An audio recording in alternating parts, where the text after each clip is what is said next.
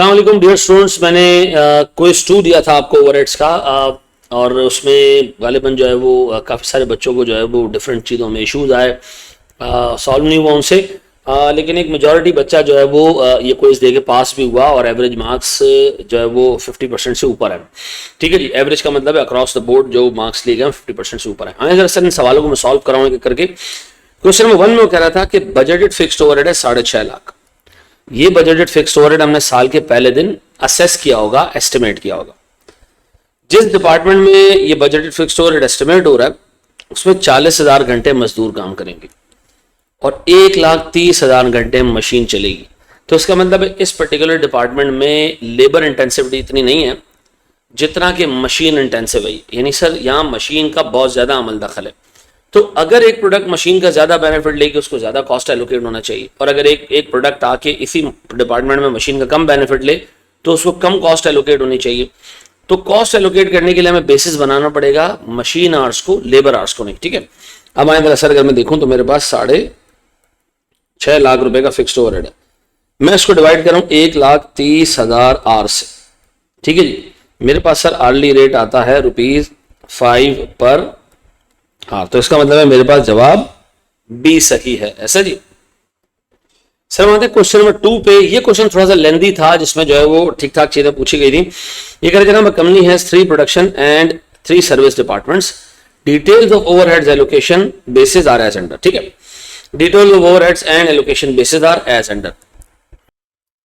अगर मैं देखूं तो इसमें 3 प्रोडक्शन डिपार्टमेंट्स हैं, 3 सर्विस डिपार्टमेंट्स हैं, तीनों के इनफैक्ट 6 के ओवरहेड्स दिए हैं।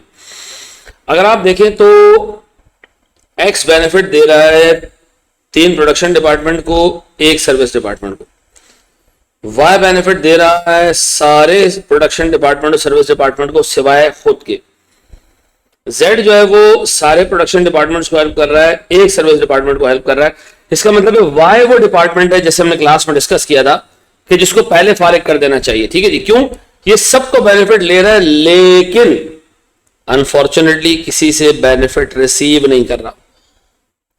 तो एक दफा जब वाई खत्म हो जाएगा तो दोबारा जिंदा नहीं होगा। ठीक है जी, तो आए जरा सर अल्लाह का नाम लेके हम शुरू करते हैं। सर मेरे पास 6 डिपार्टमेंट्स हैं, ए, sir B, C, x, Y और जेड। ठीक है जी,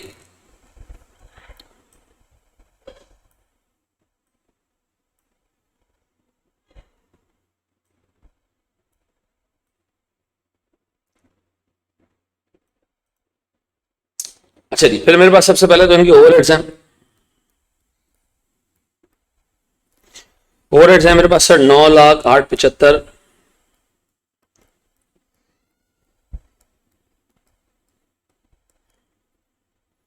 7,68,120,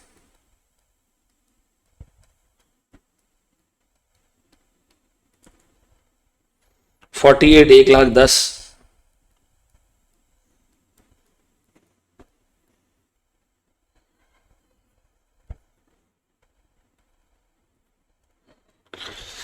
अब आए जरा सर सबसे पहले हम एलोकेट कर रहे हैं रीएलोकेट किसको, रीएलोकेशन ऑफ वाई। 48,000 आपने रीएलोकेट करने किसमें, एक्स, वाई और जेड में। Sir ratio sir A B C X और जेड में 30 30 20 10, 30 30 20 10। तो सर अगर मैं इसको 30 30 के हिसाब से एलोकेट करूं तो 14,400, 30%, फिर 30%, 14,400। फिर मेरे पास सर 9,600, 20%। सर फिर मेरे पास 10% और 10%। इससे क्या हुआ सर, मेरे पास ऑल टुगेदर वाई एलिमिनेट हो गया। ठीक है, ये हो गया मेरे पास कितना सर, 9,14,400। ठीक है जी, ये मेरे पास आ रहा है सर 8,89,400। सर ये मेरे पास आ रहा है 7,77600। सर ये आ रहा है मेरे पास 1,24,800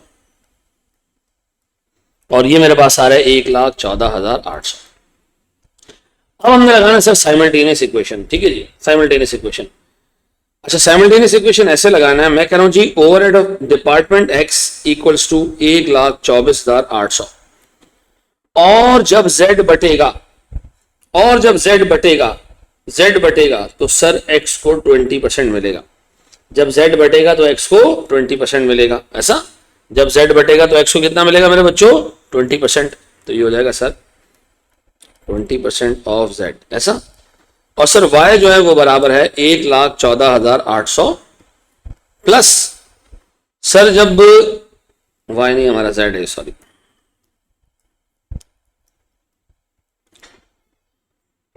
तो सर जब x बटेगा तो z को 10% मिलेगा।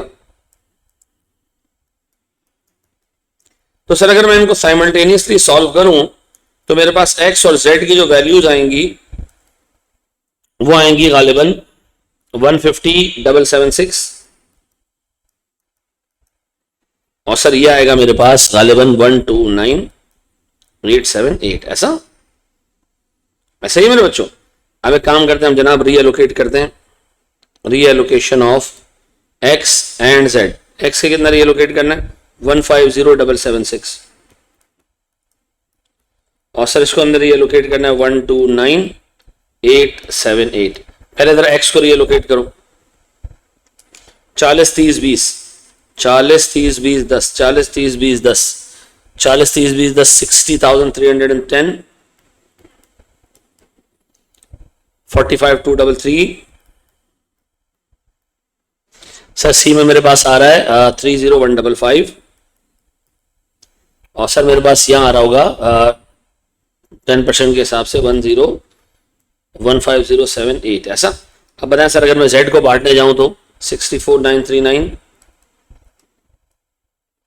फिर सर 25,976, फिर सर मेरे पास 25,976, फिर आ रहा है मेरे पास सर 25,9। अब देखिए इसके अंदर एक छोटा सा इशू है, ये जो z है ना ये 110% बन रहा है, ठीक है, लेकिन अब जाने दो इसको, ये गलती है मेरी, इसको जाने दो, ठीक है। मैं इसको अब 100 नहीं करा, नहीं तो हमारे पास फिर अवेलेबल ऑप्शंस नहीं होंगे, ठीक है। अब देखो उससे सवाल में आपसे मांगा क्या है, उसने कहा भैया आप एक काम करें डिपार्टमेंट बी के बारे में बात करें, तो बाकी सबको छोड़ो, जरा बी का टोटल कर लो कितना आ रहा है यार है 960,608। अब बताएं सर यहां मशीन आवर्स चल रहे हैं 40,000, लेबर आवर्स चल रहे हैं 32,000, तो मशीन आवर्स ज्यादा है तो मैं उसकी बेसिस पे जा रहा हूं।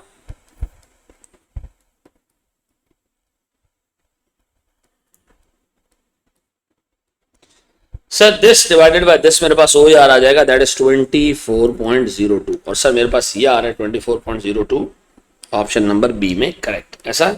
सर इसको अच्छे तरीके से देख लीजिए ताकि हम एक स्टेप आगे बढ़ जाएं।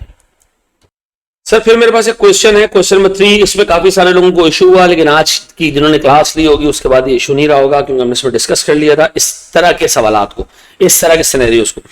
ये कह रहे हैं जॉब ABC, एक जॉब है, एक प्रोडक्ट है जिसपे मटेरियल लगता है 1,20,000, ठीक है जी। मैं यहां लेता जाता हूं सर,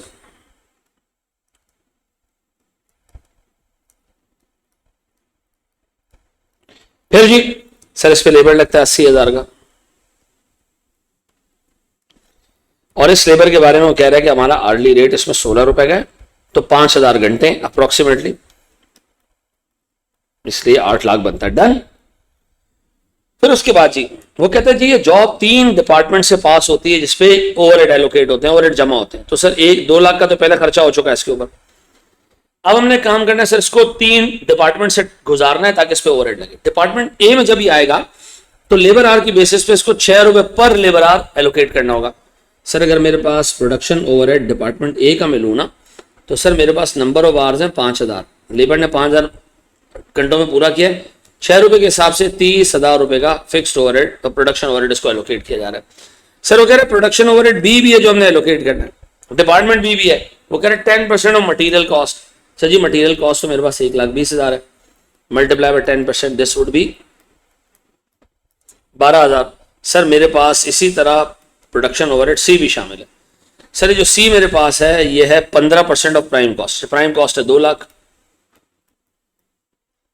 मल्टीप्लाई बाय 15% कितना आता है 30,000। मुझे एक बात बताएं सर मेरे पास टोटल कॉस्ट इस एक पर्टिकुलर जॉब की कितनी बनती है, that is 284,000 which is effectively D, ठीक है जी। बड़े हम स्टेप आगे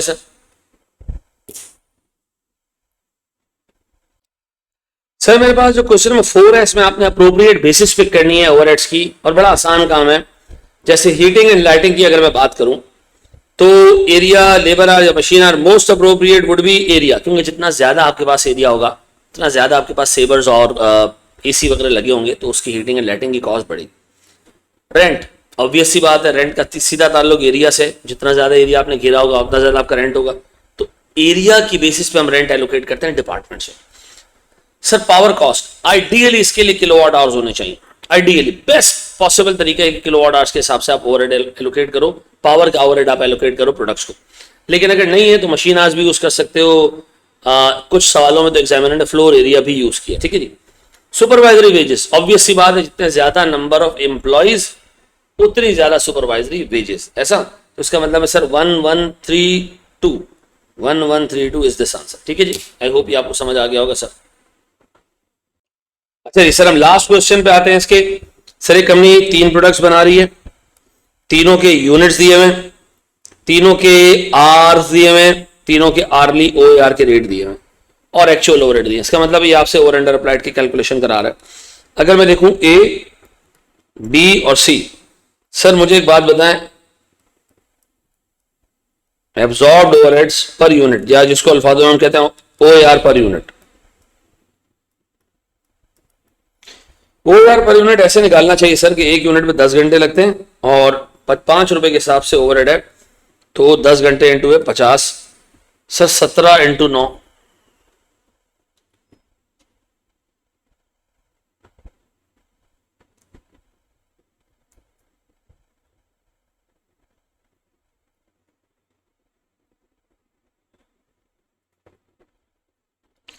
सर 50, सर 153 और सर ये आ रहा है मेरे पास 36। सर अगर मैं इसमें यूनिट से मल्टीप्लाई कर दूं जो हमने ड्यूरिंग द पीरियड प्रोड्यूस किए, दैट इज 2400, 2500, 2700।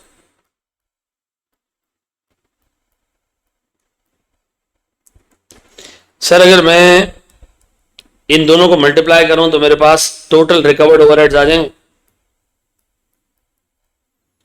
सर ये मेरे पास बन रहा है गालिबन कोई 1,20,000, 3,62,500 और सर 1,09,000। ये वो है जो एब्सॉर्ब हुए। अब बताओ एक्चुअल फिक्स्ड ओवरहेड कितना है? एक्चुअल फिक्स्ड ओवरहेड कितना है सर? 1,29,800, या फिर 3,62,500 पक्का। ये 382 है बेटा, 362 नहीं, और ये 97,200 है,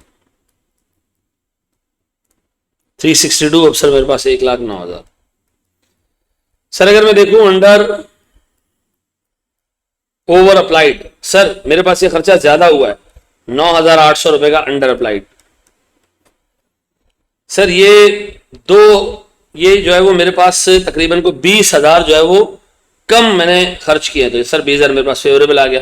आगे में सर मैंने कोई 11,800 रुपए एक्स्ट्रा खर्च कर दिए, तो अगर मैं इन सबको नेट करूं तो मेरे पास सर कोई 1,600 रुपए का जो है वो नेट डेफिसिट आता है, ठीक है जी। बैलेंस ऑफ पेमेंट के अकाउंट में सॉरी जो मेरे पास अंडर ओवर अप्लाइड है वो 1,600 रुपए नेगेटिव आ रहा है, और ये मेरे पास सर पहला वाला ही पार्ट है, अंडर अप्लाइड है ओवरहेड्स के लिए 1,600 रुपए, ठीक है जी। आई होप ये कोई आपको अच्छा लगा होगा, आपने इसको अच्छे तरीके से अटेम्प्ट करने की कोशिश की होगी। Thank you very much.